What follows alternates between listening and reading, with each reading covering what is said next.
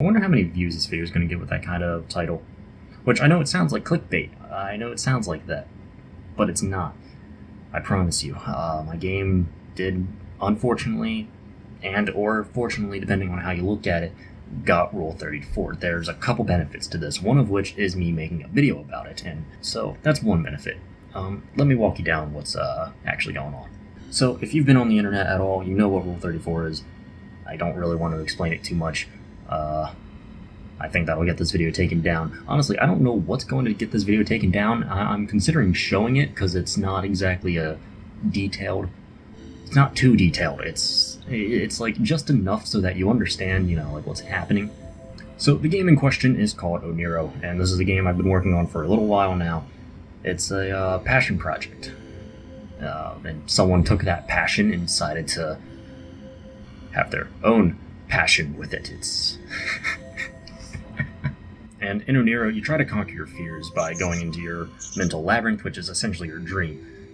In your dream, in your nightmares, you end up fighting all these enemies, finding all this loot, becoming stronger to fight stronger enemies. It's a good feedback loop there.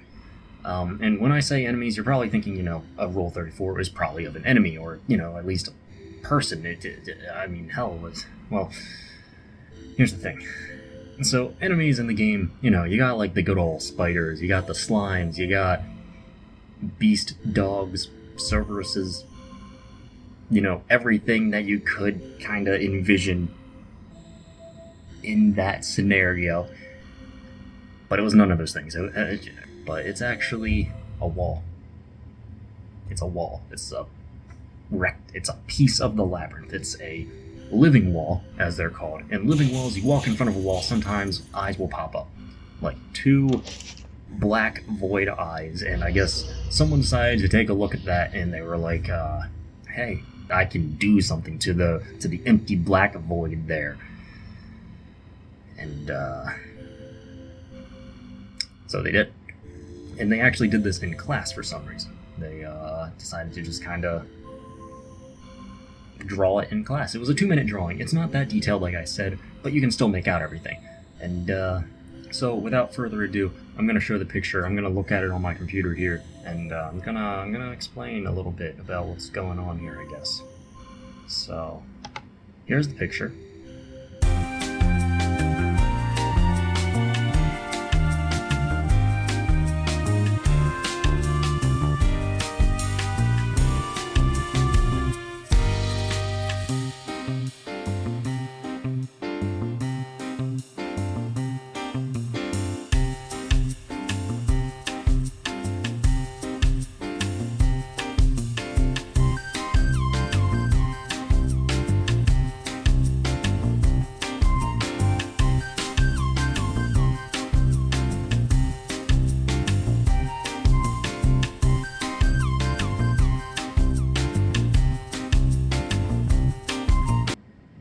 They aren't tears, and that is that.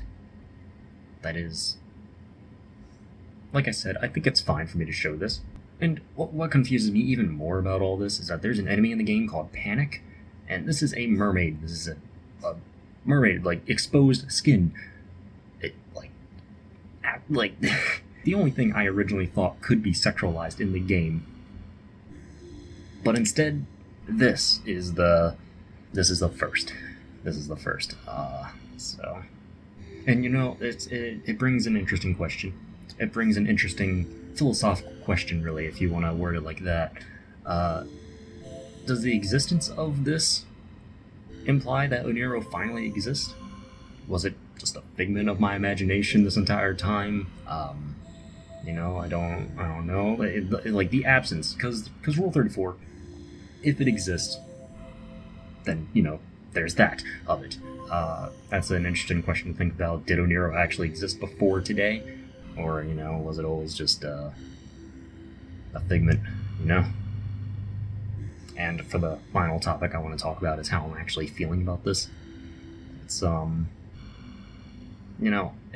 don't want to say it's sad. I don't want to say it's pride, though, either. I think it's kind of like a little bit of sadness and a bit of pride and a bit of confusion and a bit more sadness on top of all that. But yeah, so I just wanted to make a video about that. You know, that's what's going on. Thank you for watching this video of me contemplating what the hell I'm doing with my life, and I'm gonna remove the living walls from the next update. So, see ya.